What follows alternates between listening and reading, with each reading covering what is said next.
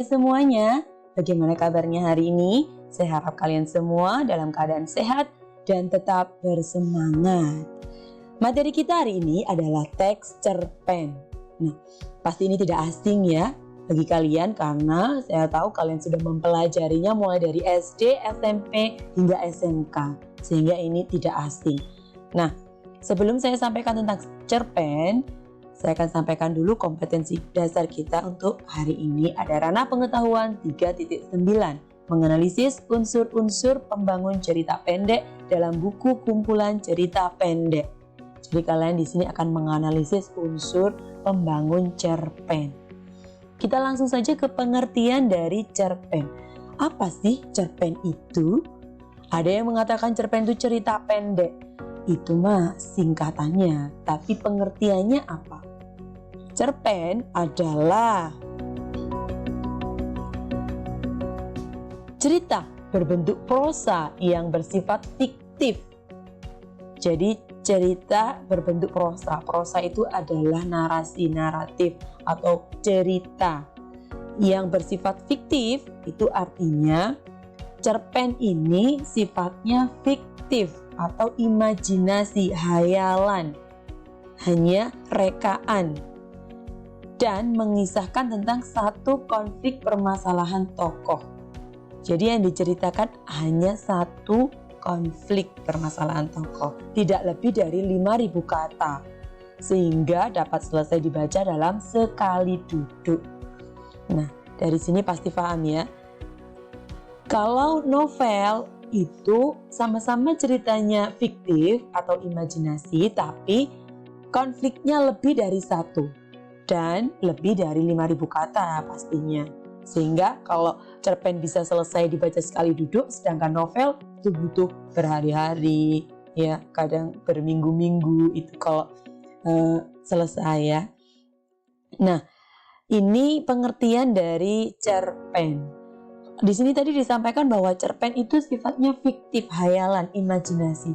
Walaupun nanti kalian temukan ada cerpen itu terinspirasi dari kisah nyata, tetap cerpen disebut fiksi atau hayalan, imajinasi atau rekaan.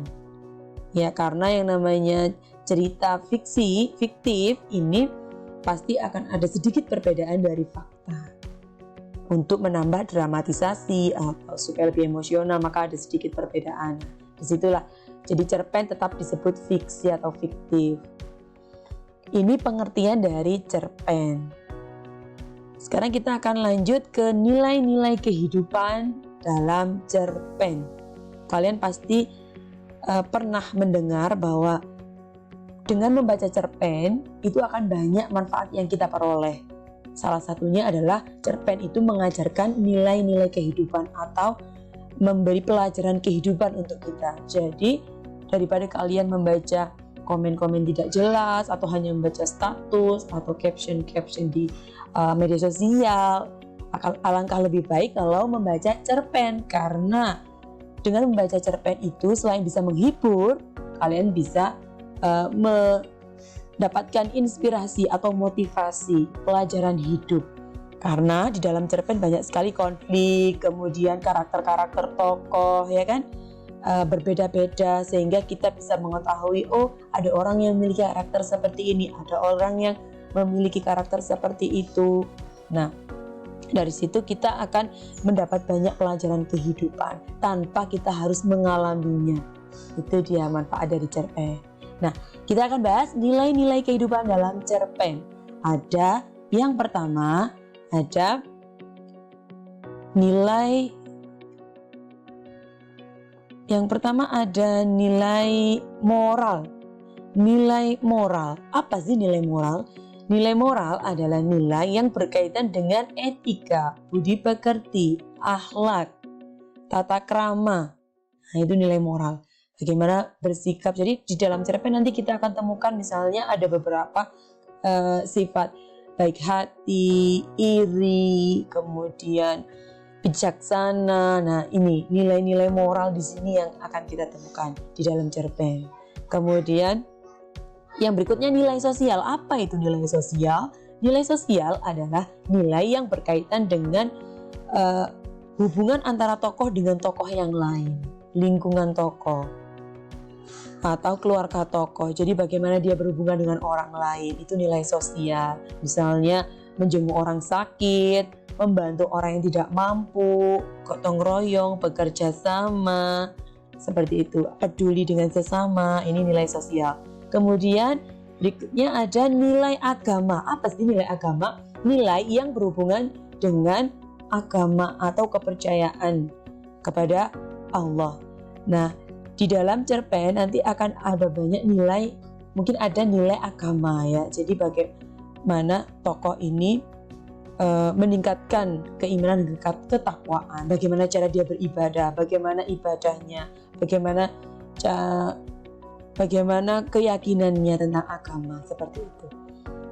Berikutnya ada nilai budaya. Nilai budaya ini adalah adat istiadat, kebiasaan, ya, budaya yang berkembang di masyarakat dalam cerpen tersebut. Misalnya budaya apa, kalau misalnya di Jawa itu ada budaya 7 bulanan, orang hamil ya, orang mengandung, ada budaya 3 bulanan, seperti itu.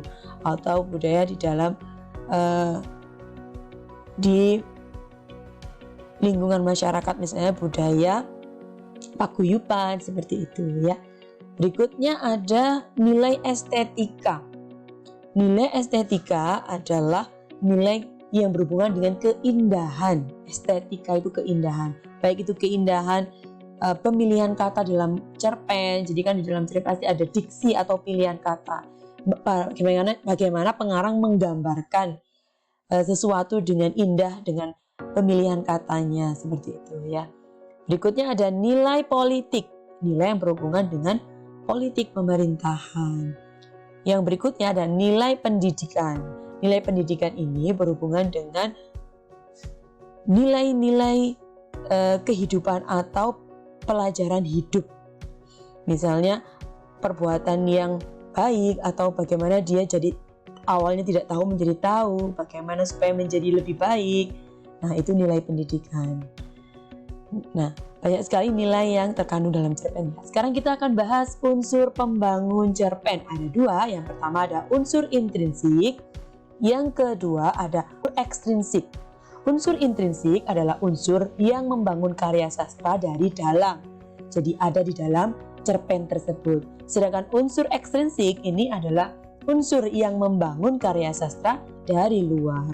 Misalnya pengarangnya, itu kan unsur yang ada di luar cerita.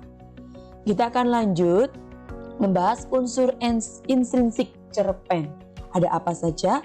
Yang pertama ada tema, kemudian ada alur, kemudian ada latar, penokohan, sudut pandang, amanat. Kita akan bahas satu persatu. Apa sih sebenarnya tema? Jadi tema adalah ide pokok yang mendasari suatu cerita. Jadi ide dasarnya apa cerita ini? Temanya apa? Misalnya tema ini bisa berupa frasa, ya, kata atau frasa, yang pasti bukan kalimat. Kalau kalimat itu bukan tema. Jadi tema ini berwujud frasa atau kata. Misalnya perjuangan seorang ibu, penderitaan seorang ibu, atau perjuangan seorang pelajar mendapatkan beasiswa, misalnya seperti temanya ya. Atau tema persahabatan, itu terdiri dari satu kata ya. Nah, berikutnya ada alur ya. Alur ini susunan peristiwa yang membentuk suatu cerita atau jalan cerita. Ada alur maju, ini berarti ceritanya maju, biasanya ditandai dengan kata hari ini, saat ini, bulan ini gitu ya. Alur mundur artinya flashback, biasanya ditandai dengan beberapa saat yang lalu, 3 tahun yang lalu, dahulu kala gitu. Alur campuran itu artinya berarti alur maju dan alur mundur, jadi campuran di sini. Jadi ada ciri-ciri keduanya. Sekarang kita akan bahas tahapan. Jadi alur ini memiliki tahapan ya. Tahapan yang pertama ada pengenalan situasi cerita atau disebut orientasi. Jadi pada tahap ini disebutkan latar belakang, baik waktu, tempat maupun lokasi dan awal mula kejadian atau peristiwa. Kemudian ada tahap kemunculan konflik atau rising action. Jadi di sini tahap awal muncul konflik atau pertentangan antar tokoh. Awal muncul sebuah konflik seperti itu ya. Kemudian tahap konflik memuncak. Pada tahap ini atau turning point atau klimaks. Jadi pada tahap ini tokoh mengalami ketegangan dan kesulitan dalam menghadapi konflik atau ini klimaks cerita. Ini peristiwa yang paling mendebarkan dalam cerita. Ini klimaksnya. Berikutnya ada tahap konflik menurun atau anti klimaks. Jadi pada tahap ini permasalahan yang tadinya memuncak itu di dalam cerita ini mulai menurun. Jadi mulai punya solusi untuk mengatasi masalah. Berikutnya ada penyelesaian atau resolusi. Jadi pada tahap ini sudah diceritakan nasib akhir tokoh setelah melewati bagian klimaks. Jadi akhirnya bagaimana endingnya. Nah, kita lanjutkan ke bagian latar. Jadi latar di sini ada tempat dan waktu terjadinya sesuatu. Tempatnya di mana, punya kapan gitu. Berikutnya ada penokohan. Penokohan ini cara pengarang menggambarkan karakter secara langsung. Ada teknik analitik, maaf ini analitik ya, atau tidak langsung teknik dramatik. Maksudnya apa? Jadi kalau teknik analitik ini pengarang menggambarkan karakter secara langsung. Di dalam cerpen langsung ditunjukkan, misalnya si Angga ini karakternya baik, sopan, kemudian suka menolong, rendah hati, nah langsung diceritakan. Kalau teknik dramatik atau tidak langsung itu bisa digambarkan dari bagaimana dia berdialog dengan orang lain atau dari penggambaran tokoh lain. Nah, jadi tidak langsung tokoh lain menggambarkan karakter si Angga gitu ya. Jadi berikutnya ada sudut pandang. Sudut pandang itu adalah posisi pengarang dalam menggambarkan cerita. Jadi ada apa di sini kita akan bahas sudut pandang ya. Sudut pandang itu ada dua. Sudut pandang orang pertama artinya orang pertama itu orang yang berbicara, berarti aku, saya, begitu ya. Sudut pandang orang pertama ini dia menjadi tokoh utama atau tokoh sampingan. Sudut pandang orang ketiga. Jadi sudut pandang orang ketiga itu orang yang dibicarakan. Jadi bisa sebut nama, misalnya Angga, Wahyu, Eko, begitu. Nah itu berarti sudut pandang orang ketiga ya. Jadi sudut pandang orang ketiga ini bisa orang ketiga terbatas atau sudut pandang orang ketiga serba tahu. Artinya kok serba tahu dia tahu semua gitu. Berikutnya kita kembali ke amanat. Unsur intrinsik cerpen yang terakhir adalah amanat. Artinya apa? Amanat itu pesan yang ingin disampaikan pengarang kepada pembaca. Jadi pesannya apa? Biasanya pesan moral. Jadi setelah membaca cerpen itu biasanya ada pesan moral yang ingin disampaikan pengarang. Berikutnya ada unsur ekstrinsik cerpen ya. Jadi unsur ekstrinsik cerpen itu unsur yang mempengaruhi cerpen dari luar cerita. Bisa contohnya latar belakang penulis, latar belakang pendidikan, penulis, situasi politik saat itu dan lain sebagainya. Ya.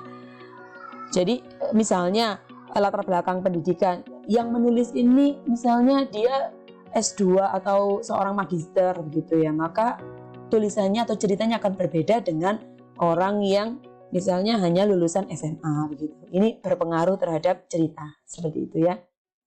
Oke. Nah, itu tadi penjelasan singkat tentang materi cerpen. Semoga bisa bermanfaat dan tentunya kalian harus memperbanyak membaca cerpen karena ada banyak sekali manfaat dengan membaca cerpen ya. Selain pengetahuan kita bertambah, kemudian perbendaharaan kata kita bertambah, juga banyak pelajaran-pelajaran kehidupan ya di dalam cerpen. Oke, terima kasih sudah menyimak pembelajaran hari ini. Semoga bermanfaat. Saya akhiri. Assalamualaikum warahmatullahi wabarakatuh.